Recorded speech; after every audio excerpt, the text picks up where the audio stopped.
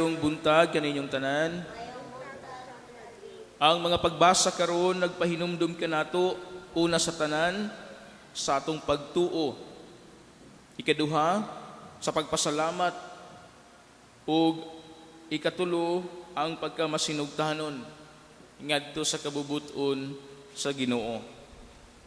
Sa unang pagbasa, si San Pablo nagpadayag nga ang atong pagtuo o ang ato ang response sa maong pagtuo o sa gasa sa Ginoo kanato mo'y maghatod kanato ngadto sa mas halalom nga relasyon o pagpakigrelasyon ngadto sa Dios ug mo'y maghatod kanato ngadto sa kaluwasan. Mabitaw nang si Santiago nag-ingon nga ang pagtuo nga walay buhat o sa kapatayng pagtuo. Kawang lamang ang atong pagtuo kung wala kini mahubad sa buhat. Kawang lamang ang atong pagtuo sa Ginoo or kawang lamang ang gasa sa pagtuo nga gihatag kanato sa Dios kung dili kita makapasaylo sa atong isig katawo. Number 1 nga atong response sa pagtuo nga nadawat nato gikan sa tong Ginoo mao gayud ang pagpasalamat ngadto kaniya pinaagi sa atong pagdayeg kaniya. Nga kundiin mausab kini ang awhag kanato diha sa salmo karon nga angay natong pasalamatan pinaagi sa pagdayeg ang Ginoo sa iyang kaayo ug kamatinud-anon kanatong iyang mga tawo. Pasalamatan nato ang Dios sa mga grasya nga atong nadawat pinaagi sa pagdahig kaniya, pinaagi sa pagsimba kaniya. Kaya ang Ginoo bisan pa man sa tuang pagkamakasasala, bisan pa man sa tuang pagkamasalaypon, padayon siya nga nagpadagayday siya mga grasya. Nagmatinud-anon siya sa iyang saad kanato. Sa Ebanghelyo, giklaro pag-ayo sa itong manunubos ang kamahinungdanon sa pagpamati kaniya o sa pagpamati sa iyang mga pulong o sa pagtuman niini.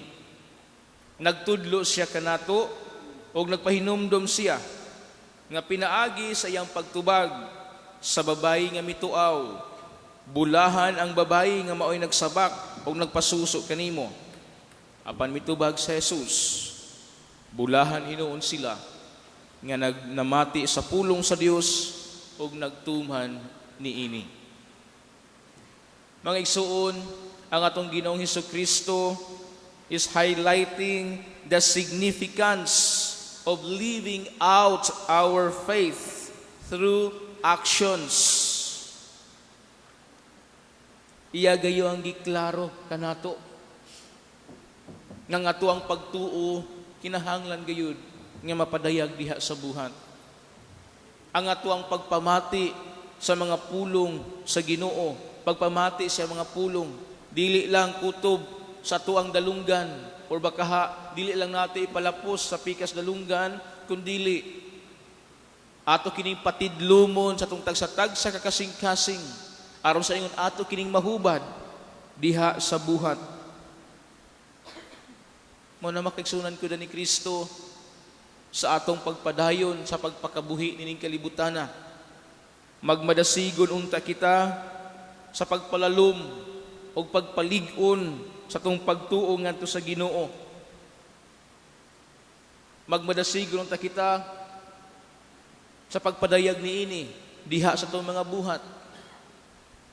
Og mahinumdum unta kita kanunay sa pagpasalamat sa Ginoo sa mga grasya nga atong nadawat matag adlaw pinaagi sa pagdayeg kaniya, pinaagi sa pag-ampog pagsimba kaniya.